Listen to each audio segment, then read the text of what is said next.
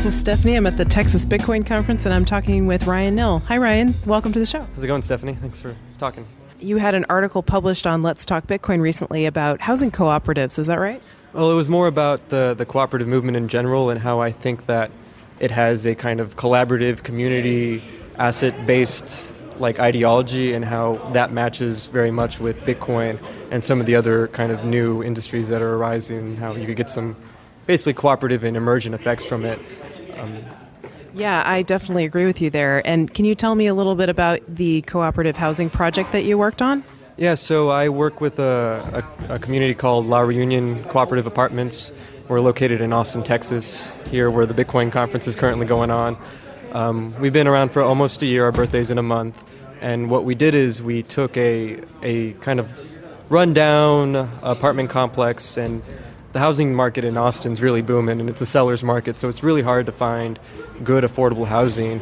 And these kind of old, rundown apartment complexes are getting bought up and redeveloped into luxury housing. So what we did is we went in there and we bought the property, and we told and it was mostly low-income minority families that were living there, and we told them that we're not kicking you out, we're new landlords, but we're not going to jack your rents up a ton, we're not going to try to push you out. But we do need you to be part of this cooperative, and basically we're democratically managed, member-run and organized, and they have a really powerful effect. The members aren't going to raise the rents themselves and self-exploit. The example that I always tell people is that there's been student cooperative housing in West Campus for the University of Texas for 60 years, and if you compare their rents compared to the rents of the luxury apartments that they're building now, it's nearly double for the nice ones.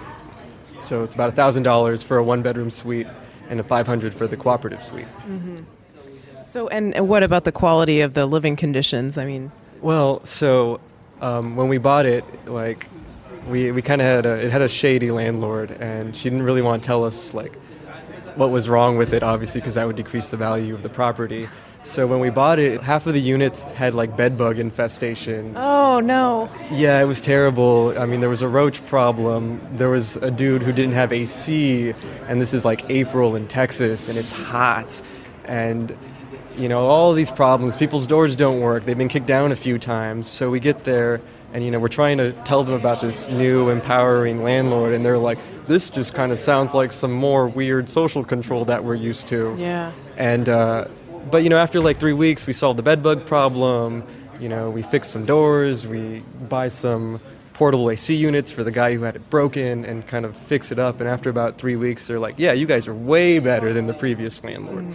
So kind of gaining some trust in the community. Yeah, for sure. So I know there are many different ways to kind of organize and manage co-ops. They're all member-owned and democratically controlled, but within that, there are different ways to structure how decisions get made. So tell me about how it works day to day. For sure. We use a pretty traditional kind of democratic majority vote system. So we have meetings every Sunday, and you can bring up anything. And so, for example, I'm the treasurer, and recently I reached out to the Bitcoin 100, and the conversation that we had at the meeting was, over dinner, and I was like, hey guys, these guys are going to give us $1,000 if we put a Bitcoin donation button on our website. And they're like, that sounds cool, you should do that. And, a couple weeks later, I had done that, and could you just imagine going to any other commercial development and being like, hey, you guys should take Bitcoin? Yeah, well, we have to ask our lawyers and our board of directors, and it's probably not going to happen. Yeah, that's probably the answer you would get. Precisely. And I think when you're dealing with people who are members and consumers and workers and institutions, you're a lot more likely to get kind of support and buy-in for, what people consider crazy, wacky, out there ideas, like a lot of people consider Bitcoin right now. Yeah, and so everyone who lives there would be a member of the co-op? Yeah, so the membership dues are essentially rent. So if you pay rent there and live there, you are a voting member. Okay, so is that kind of a way for people to have a little more ownership over the apartment that they're living in, instead of just kind of paying a landlord and being really not responsible in any way for the future of that property? Yeah, exactly. So, at first we kind of called ourselves the maintenance co-op because we had 5 to 10 different members who were working on maintenance.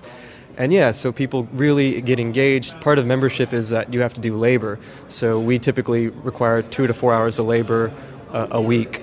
and that's how you get the cost savings because, if we have 34 resident members right now, so that adds up to, probably 100 hours a week of labor, and it's essentially free, and those labor savings go directly into lower rents. Yeah, that's really cool. Did anyone leave or move out because they didn't want to join the co-op? Yeah, there was a few people, and we probably retained about a third of the original tenants, so 2/3 moved out. And some of them were just because they had to move, they wanted to move, and it had nothing to do with us. Some of them probably thought it was kind of weird, and they didn't have, they're mostly living in poverty, a lot of them, and they didn't have working 60 hours a week. Like, it's just hard to find those extra 2 or 4 hours, and we still struggle with that.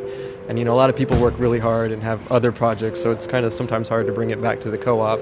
So we had people leave like that. And then there's just, we bought the people who are into co-ops in Austin, because since it comes from a college community, that's kind of the genesis of it here, you tend to see white and educated folk.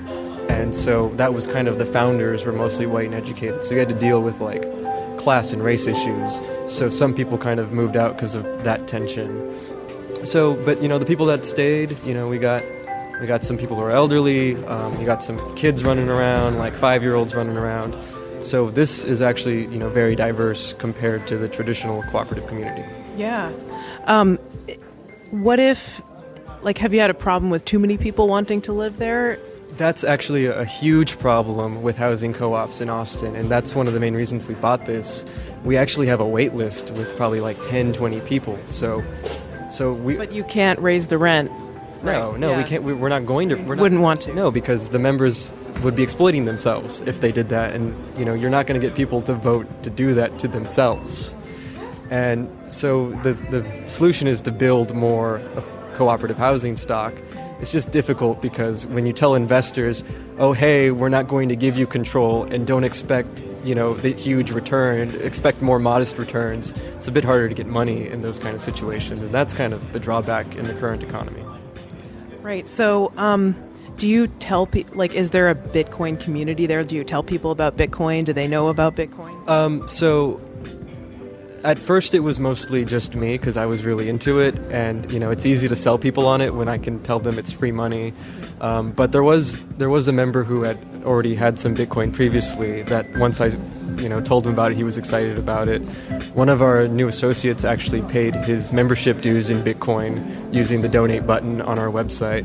So it's not like a huge community, but it was easy to set up, and it doesn't hurt anybody. Yeah. So and then does the co-op vote on what to do with the Bitcoin, or this in the same way that they would vote on what to do with the rent, or do they vote on that? So I actually just, when I knew we were getting $1,000, I just allocated it. We were very conservative in our budget making when we bought the place because we didn't know what the real costs of managing this place would be. And we only really allocated money for maintenance. So we have a food program. We actually get donations from a program called Keep Austin Fed, and they bring us food that would have been thrown away. Wow. So we got a lot of good social programs, and those things need budgets, and they don't have budgets. And one of the things is we want to set up an internet infrastructure because if you're poor and you need a job, the internet's pretty much the only way to go about doing that nowadays. So the $1,000 is actually going to set up a mesh network that we're hoping can start to, so that people in the other complexes around our complex can access internet. And we're actually working with I think they're called the Free Network Foundation, and they set up the mesh network that the Occupy Wall Street people use to get their internet from. Cool. Wow. Well, that's really exciting. Is there anything else you want to add, and where can people get in touch with you if they want to find out more? So you can go to La Reunion, it's spelled like it is in English, coop.org to find out more. You can donate Bitcoin, and you're totally welcome to come check us out. And if you want to be a member, come to our meetings on Sunday at 7 o'clock. Cool. Ryan, thanks so much for talking about this with me. Thank you, Stephanie.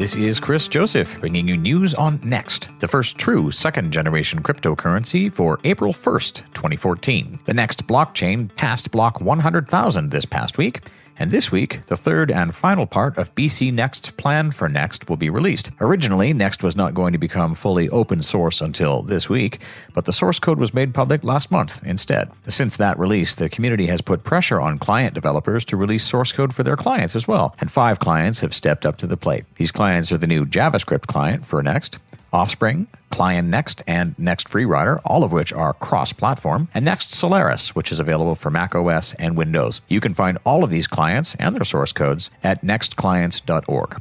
For more general information on Next, head to nextcrypto.org or mynxt.org. And stay tuned for more news on Next on the next Let's Talk Bitcoin broadcast.